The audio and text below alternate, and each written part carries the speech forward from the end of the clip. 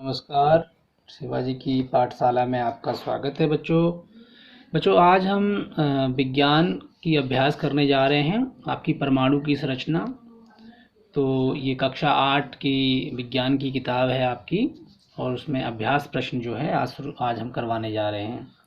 तो बच्चों ध्यान से देखिएगा, समझिएगा। पहला प्रश्न है बच्चों, निम्नलिखित प्रश्नों में से सही विकल्प छांटकर लिखिए। यानी कि न्यूट्रॉन की खोज किसने की थी। इसको मैंने बहुत ही अच्छी टेक्निक से आपको बताया था कि इसको याद करने के लिए आप नचय याद करेंगे। नचय, तो न से न्यूट्रॉन और चय से चैडविक। इसलिए न्यूट्रॉन की खोज किसने की थी बच्चों? चैडविक ने की थी। खणाद ने नहीं की थी, डाल्टन ने नहीं की थी, रदरफोर्ड ने नहीं की थी। ठीक है, आगे देखते हैं। किसी तत्व के वे परमाणु जिनकी परमाणु संख्या समान होती है परंतु द्रव्यमान संख्या भिन्न होती है क्या कहलाते हैं बच्चों? यानी ऐसे परमाणु जिनकी परमाणु संख्या समान होती है लेकिन द्रव्यमान संख्या क्या होती है बच्चों? असमान होती है। तो हमने आपको बताया था ऐसे परमाणुओं को हम समस्थानिक कहते हैं। क्या कहते हैं? समस्थानिक कहते हैं। ठीक है ना। आगे देखिए बच्चों, जल में ऑक्सीजन की संयुक्तता होती है। जल क्या होता है? उसका रासायनिक सूत्र होता है H2O। तो H2O के अंदर बच्चों जो उसकी संयोजकता है किसकी? ऑक्सीजन की। कितनी है? ऑक्सीजन कितने हाइड्रोजन के परमाणुओं से जुड़ा हुआ है? 2 हाइड्रोजन के परमाणुओं से जुड़ा हुआ है। और मैंने आपको बताया था कि ऑक्सीजन 2 हाइड्रोजन के परमाणुओं से जुड़ा हुआ है। तो जितने हाइड्रोजन के परमाणुओं से संयोग करेगा ऑक्सीजन वही उसकी संयोजकता कहलाएगी। तो 2 से जुड़ा है इसलिए 2 क्या होगी? ऑक्सीजन की संयोजकता होगी। आगे देखिए बच्चों, न्यूट्रॉन पर आवेश होता है। बच्चों न्यूट्रॉन पे कौन सा आवेश होता है? धन आवेश होता है, ऋण आवेश होता है, या कोई आवेश नहीं होता? कभी धन आवेश कभी ऋण आवेश हो जाता है। बताइए बच्चों, मैंने आपको बताया था न्यूट्रॉन पे कोई आवेश नहीं होता। इलेक्ट्रॉन पे धन आवेश होता है इलेक्ट्रॉन पे धन आवेश नहीं मेरे प्यारे बच्चों। इलेक्ट्रॉन पे ऋण आवेश होता है, प्रोटॉन पे धन आवेश होता है। ठीक है, और न्यूट्रॉन पे कोई आवेश नहीं होता। ठीक है, आगे देखिए प्यारे बच्चों, कुछ कथन दिए गए हैं, उनमें आपको छांटना है सही और गलत। परमाणु अविभाज्य कण होता है। बताइए, परमाणु अविभाज्य कण होता है? डाल्टन के अनुसार कहा गया था, और जो बहुत से भारतीय दार्शनिक, ग्रीक दार्शनिक हुए, उन्होंने कहा था कि परमाणु जो है अविभाज्य होता है, यानी कि उसके और टुकड़े नहीं हो सकते, उसको विभाज्य नहीं किया जा सकता। लेकिन बाद में जो बहुत से और वैज्ञानिक आए और उन्होंने प्रैक्टिकल के और प्रयोगों के आधार पर ये बताया कि नहीं, परमाणु के अंदर भी बहुत सारे इसके अव्ययी तत्व भी हैं। यानी कि कौन कौन से? इलेक्ट्रॉन, प्रोटॉन और न्यूट्रॉन भी इसी के अंदर पाए जाते हैं। तो इसलिए परमाणु अविभाज्य कण होता है, ये गलत सिद्ध हो गया। ठीक है, तो ये गलत है, परमाणु विभाज्य होता है। ठीक है बच्चों, आगे देखिए, किसी परमाणु के नाभिक में उसका द्रव्यमान होता है। ये बात जो है रदरफोर्ड साहब ने कही थी, क्योंकि रदरफोर्ड ने क्या किया था? रदरफोर्ड साहब ने नाभिक की खोज की, तो इसीलिए उन्होंने ये बताया था कि पूरा का पूरा द्रव्यमान जो होता है परमाणु का, वो कहाँ पे होता है? नाभिक में विद्यमान होता है। तो इसीलिए ये बिल्कुल ठीक है बच्चों। उसके बाद परमाणु से इलेक्ट्रॉन के निकलने से ऋण आवेशित आयन प्राप्त होते हैं। देखिए मैंने आपको बताया था, यदि इलेक्ट्रॉन निकल जाएगा किसी परमाणु से तो इलेक्ट्रॉन कम हो जाएंगे। तो फिर क्या इलेक्ट्रॉन पे क्या होता है? ऋण आवेश होता है। तो ऋण आवेश कम हो जाएंगे, धन आवेश ज़्यादा हो जाएगा परमाणु में। तो वो धन आवेशित होगा कि ऋण आवेशित होगा?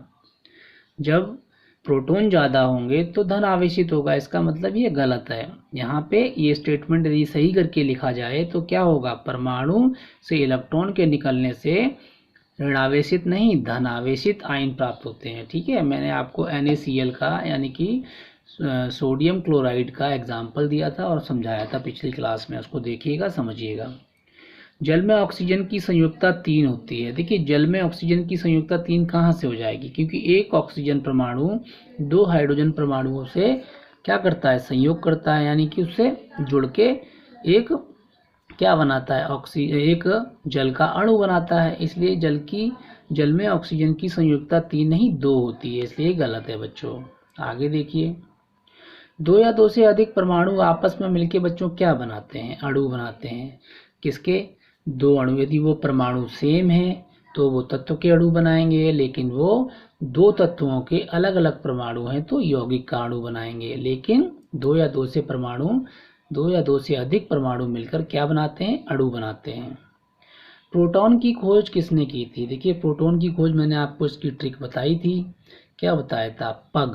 पग पा से प्रोटॉन और गा से गोल्डस्टीन। तो प्रोटॉन की खोज किसने की थी बच्चों? गोल्डस्टीन ने की थी। न्यूट्रॉन का द्रव्यमान हाइड्रोजन परमाणु के द्रव्यमान के लगभग बराबर होता है। बिल्कुल सही बात है बच्चों ये, क्योंकि न्यूट्रॉन का और प्रोटॉन का द्रव्यमान मैंने आपको बताया था हाइड्रोजन परमाणु के बिल्कुल बराबर होता है। यहीं यदि आपसे पूछ लिया जाए, बताइए इलेक्ट्रॉन का द्रव्यमान कितना होता है, तो मैंने आपको बताया था इलेक्ट्रॉन का द्रव्यमान हाइड्रोजन परमाणु के 1/1 कितना होता है बच्चों? 1837 वह भाग जो होता है उसके बराबर होता है हाइड्रोजन के द्रव्यमान के। अगला प्रश्न है बच्चों, नील्स बोर के अनुसार परमाणु का समस्त द्रव्यमान उसके नाभिक में उपस्थित होता है। यानी कि नील्स बोर ने क्या कहा था कि पूरा का पूरा जो द्रव्यमान होता है किसका? जो हमारे परमाणु का, वो नाभिक में उपस्थित होता है। ठीक है। इसके अलावा जो है, जो हमारे रदरफोर्ड साहब थे उन्होंने क्या कहा था कि परमाणु का संपूर्ण धनावेश जो होता है वो केंद्र में उपस्थित होता है, और उसे उन्होंने नाभिक की खोज की थी। लेकिन जो बोर साहब थे उन्होंने क्या बोला? उन्होंने ये बोला कि परमाणु का जो समस्त द्रव्यमान है वो कहाँ पे विद्यमान होता है? वो उसके नाभिक में होता है। ठीक है बच्चों, तो ये बात हो गई आपकी कि नील्स बोर के अनुसार परमाणु का समस्त द्रव्यमान उसके नाभिक में होता है। और यदि नाभिक की खोज की बात कर दी जाए तो रदरफोर्ड, मैंने आपको सिखाया था नारद, ना से नाभिक और रद से रदरफोर्ड। ठीक है, इस तरह से याद रखना है आपको। स्तंभ क को स्तंभ ख से मिलाना है, बहुत ही आसान है बच्चों। देखिए चैडविक, इसमें देखिए चैडविक किससे जुड़ सकता है? मैंने आपको बताया था नचय, यानी कि चैडविक ने किसकी खोज की थी? न्यूट्रॉन की खोज की थी। इलेक्ट्रॉन देखिए ऋणावेशित होता है बच्चों, है ना, ऋणावेशित होता है तो इससे जुड़ जाएगा ये। कार्बन क्या है? एक तत्व है। ठीक है, तो ये हो गया आपका। अब कुछ प्रश्न देख लेते हैं। किसी परमाणु में पाए जाने वाले कणों के नाम लिखिए। मैंने आपको बताया था परमाणु में 3 तरह के कण पाए जाते हैं, इलेक्ट्रॉन, प्रोटॉन और न्यूट्रॉन। इलेक्ट्रॉन पे किस प्रकार का आवेश होता है बच्चों? ऋण आवेश। प्रोटॉन पे किस प्रकार का आवेश होता है? धन आवेश। न्यूट्रॉन पे क्या आवेश होता है? कोई आवेश नहीं। ठीक है, ये न्यूट्रल होता है। हाइड्रोजन के 3 समस्थानिक के नाम देखिए बच्चों, आपको मैंने बताए थे। समस्थानिक क्या होते हैं? जिनके परमाणु क्रमांक एक जैसे होते हैं लेकिन उनका द्रव्यमान जो संख्या होती है वो अलग अलग होती है। ठीक है, तो यहाँ पे प्रोटियम, ड्यूटेरियम और ट्राइटियम जो है वो आपके 3 परमाणु के हाइड्रोजन परमाणु के समस्थानिक हैं। इसके अलावा निम्नलिखित की परिभाषा लिखिए। परमाणु संख्या क्या होती है? देखिए परमाणु संख्या हमने आपको बताया था प्रोटॉनों की संख्या, यानी किसी तत्व में उपस्थित प्रोटॉनों की संख्या, यानी किसी तत्व के परमाणु में उपस्थित प्रोटॉनों की संख्या ही उसकी परमाणु संख्या कहलाती है। द्रव्यमान संख्या क्या? किसी तत्व के परमाणु के नाभिक में उपस्थित प्रोटॉन और न्यूट्रॉनों की संख्या को मिलाकर उसका योग जो होता है उसको हम द्रव्यमान संख्या कहते हैं बच्चों। अब संयोजकता क्या होती है बच्चों? संयोजकता जो होती है, किसी तत्व की संयोजकता क्या होती है? वह संख्या होती है जो ये दर्शाती है कि उस तत्व का एक परमाणु हाइड्रोजन के कितने परमाणुओं से संयोग करता है या उसको विस्थापित करता है। ठीक है, या तो संयोग करेगा हाइड्रोजन के परमाणुओं से या फिर उसको विस्थापित कर देगा, यानी उसको अपने स्थान से हटा देगा। ठीक है, तो 2 तरीके से हमने आपको संयोजकता बता दी। जे थॉमसन के परमाणु मॉडल की विफलता के क्या कारण थे? देखिए रदरफोर्ड का नाभिकीय मॉडल क्या था? देखिए जे थॉमसन साहब ने पहले परमाणु का मॉडल बताया। उन्होंने क्या बताया? उन्होंने क्या कहा था? उन्होंने कहा था कि देखिए ये एक तरबूज के समान गोलाकार संरचना है। इसमें क्या होता है, पूरे जिस तरह से तरबूज के अंदर जो है पूरा लाल रंग का होता है ना वो अंदर से, तो उसको उन्होंने क्या बताया? धनावेश बताया उन्होंने उसको, यानी कि गोलाकार संरचना है, उसके अंदर पूरे में धनावेश फैला हुआ है और कहीं कहीं पे ऋणावेश है। तो ये जो ऋणावेश होता है, जैसे तरबूज के अंदर बीज होते हैं, उसी प्रकार से उन्होंने इलेक्ट्रॉन बताए कि इलेक्ट्रॉन जो होते हैं वो इसी प्रकार से कहीं कहीं धसे होते हैं उसके अंदर। और इसी प्रकार से इलेक्ट्रॉन जो निगेटिव चार्ज होते हैं यानी कि जो ऋणावेशित होते हैं वो पूरे के पूरे धन आवेशित को क्या करते हैं, उसका संतुलन बनाए रखते हैं। ठीक है, इस प्रकार से क्या होता है, थॉमसन का मॉडल जो था उसकी पुष्टि प्रयोग से नहीं हुई, मतलब प्रयोग उन्होंने नहीं किए थे, जिसके कारण जो है इसका समर्थन किसी ने नहीं किया। बाद में रदरफोर्ड साहब ने क्या किया, नाभिकीय मॉडल दिया और इन्होंने बाकायदा एक प्रयोग किया जिसमें इन्होंने अल्फा प्रकीर्णन प्रयोग जिसे बोलते हैं, अल्फा स्कैटरिंग इन्होंने की। अल्फा रेज को जो है अल्फा विकिरण यानी जो विकिरण थी यानी जो रेज थी उनको इन्होंने एक पॉलीथीन, एक पन्नी, पॉलीथीन नहीं सोने की पन्नी यानी कि सोने की जो है बहुत ही पतली पन्नी ली थी जिसकी मोटाई बहुत ही कम थी, जो कितनी थी 0.004 सेंटीमीटर थी। यानी इसका मतलब ये हो गया कि 1 सेंटीमीटर का 4000वां भाग, यानी 1 सेंटीमीटर के हम 4000 टुकड़े कर दें तो जो 4000वां भाग होगा इतना पतला इन्होंने सोने की पन्नी ली और उसके ऊपर इन्होंने अल्फा जो रेज थी है ना उसकी बम्बार्डिंग की और बम्बार्डिंग करने से इन्हें बहुत सारे निष्कर्ष पे ये पहुंचे।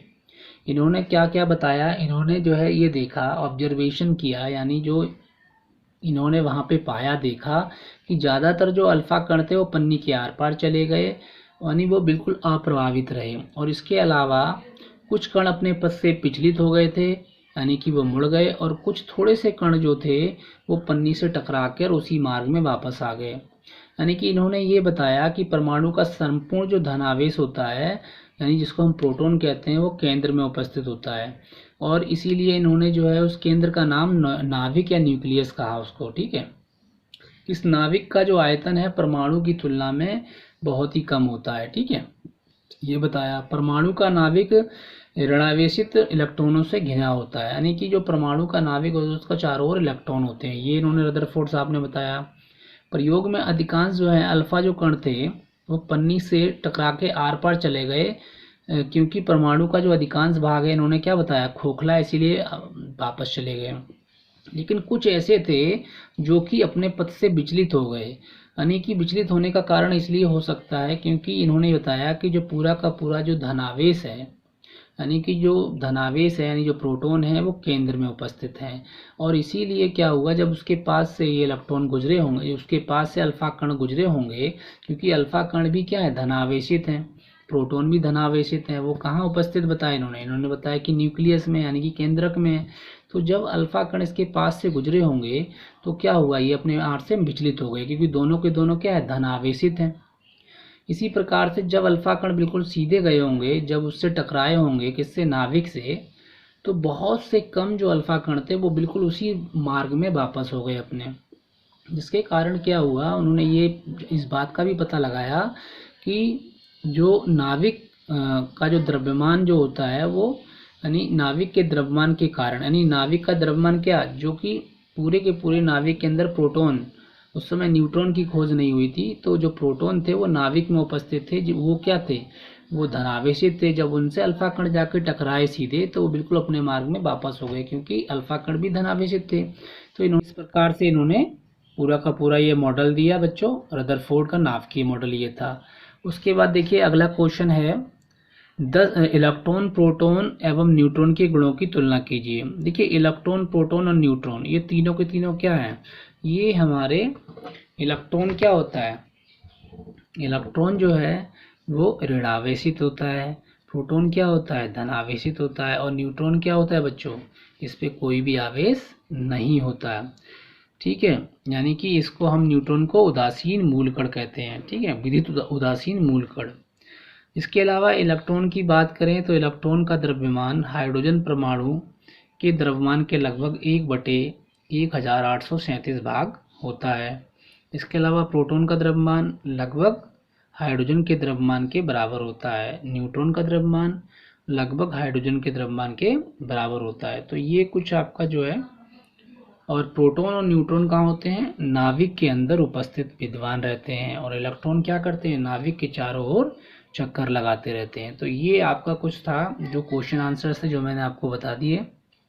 ठीक है, इनको ध्यान से समझिए। या कुछ समझ में नहीं आया है तो मुझे कमेंट बॉक्स में बताइएगा बच्चों, मैं आपको ज़रूर आपके हर एक सवाल को गंभीरता से लेता हूँ। ठीक है बच्चों, थैंक यू वेरी मच बच्चों फॉर वॉचिंग दिस वीडियो।